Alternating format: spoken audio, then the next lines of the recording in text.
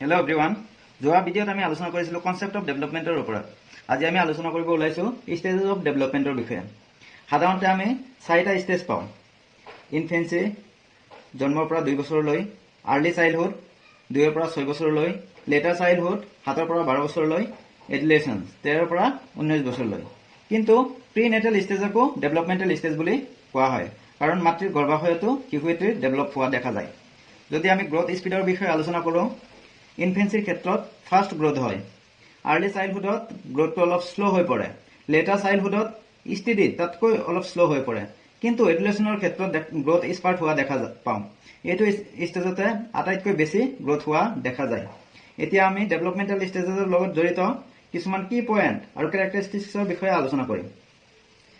প্ৰথমতে যদি আমি ইনফেন্সিৰ বিষয়ে আলোচনা কৰিব যাওঁ, ইনফেন্সিত ফাষ্ট গ্ৰোথ হয়, চেঞ্চ বেষ্ট হয়। শিশুসকলে ইনফেন্সিত ইন্দ্ৰিয়ৰ দ্বাৰা চেঞ্চ কৰা আৰম্ভ কৰে। তেওঁলোকে খোজ কঢ়া আৰু কথা পতাৰ আৰম্ভ কৰে। আৰ্লি চাইল্ডহুডক চিম্বলিক এজ বুলি কোৱা হয়। টয় এজ মানে খেলা ধূলাৰ বয়স বুলি কোৱা হয়। প্ৰি স্কুল এজ, কুৱেশ্যনিং এজ মানে এই বয়সত শিশুসকলে অত্যাধিক কুৱেশ্যন কৰা আৰম্ভ কৰে। ইনটিউটিভ এজ মানে জিজ্ঞাসু হৈ পৰে, ইগ'চেন্ট্ৰিক হৈ পৰে। Sensitive period of critical period of language, এইটো এজতে লেংগুৱেজৰ মানে ভাষাৰ আটাইতকৈ বেছি বিকাশ হয়, ডেভেলপ হয়। যদি আমি লেটাৰ চাইল্ডহুডৰ বিষয়ে আলোচনা কৰিব যাওঁ, লেটাৰ চাইল্ডহুডক স্কুলিং এজ বুলি কোৱা হয়, গেয়িং এজ বুলি কোৱা হয়, ট্ৰাবলছাম এজ বুলি কোৱা হয়। চিডো মেচিউৰিটি দেখা যায়। এইটো এজতে তেওঁলোক যদিও মেচিউৰ্ড নহয়, কিন্তু মেচিউৰ্ডৰ দৰে বিহেভ কৰে। পাথৱে ফৰ লং টাৰ্ম ফ্ৰেণ্ডশ্বিপ হোৱা দেখা যায়। এতিয়া যদি আমি এডুলেশ্যনৰ বিষয়ে আলোচনা কৰিব যাওঁ, এডুলেশ্যনতে হিৰো ৱৰ্শ্বিপ মানে বীৰ পূজা দেখা যায়। জুভেনিল ডেলিকুৱেঞ্চি হোৱা দেখা যায়। Stages of stress and storm বুলি কোৱা হয়। এইটো এজকে ধুমুহা আৰু পীড়নৰ কাল বুলি কোৱা হয়।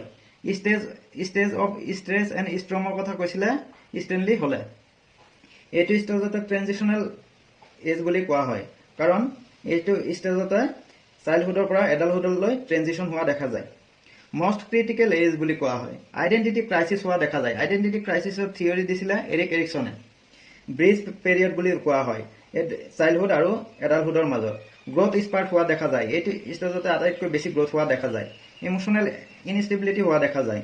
ষ্টেজেছ অফ আনৰিয়েলিজম বুলি কোৱা হয়। ভকেশ্যনেল এনজাইটি হোৱা দেখা যায়। কেৰিয়াৰৰ প্ৰতি নিজৰ এক্সাইটমেণ্ট এনজাইটি হোৱা দেখা যায়। ফিলিং অফ ৰিভল্ট মানে বিদ্ৰোহৰ মনোভাৱৰ সৃষ্টি হয়। ইমাৰ্জেঞ্চ অফ লিডাৰশ্বিপ কোৱালিটি গঢ় লৈ উঠে। এডজাষ্টমেণ্ট প্ৰব্লেম হোৱা দেখা যায়।